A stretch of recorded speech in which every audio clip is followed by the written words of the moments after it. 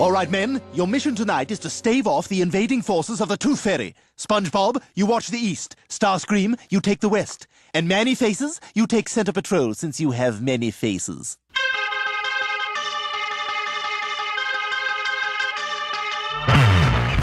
Welcome to This Week in PPL. My kid's first tooth fell out, so I couldn't get to it until today. This is week 2.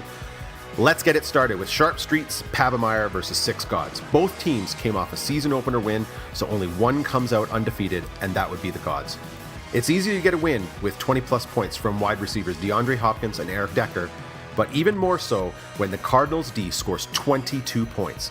3.5 points from tight end Antonio Gates spelled trouble for Pavemire as they fall 123.5 to 102.5. Next up, Screamin' Seagulls versus Bacalao Fritas Piratas Nata.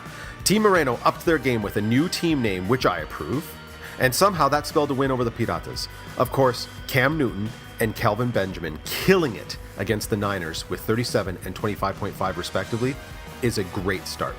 Despite Carson Palmer's 30 points and Matt Forte's 29, the Piratas still fall 133 to 101. Let's move on to Buffalo Furacao versus Dak to the Future.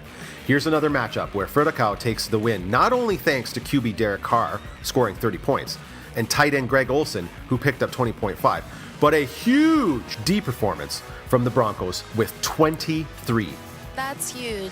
Dak's lineup was respectable, save for Carlos Hyde's 3.5 points, but they fall 130.5 to 104.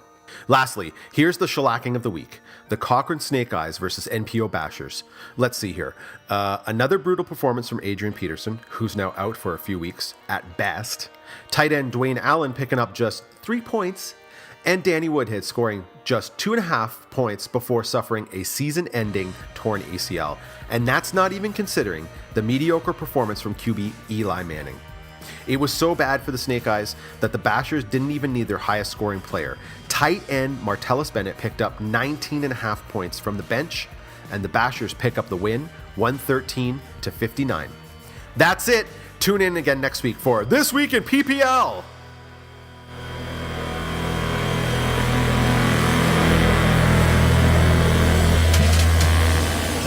Cabbage!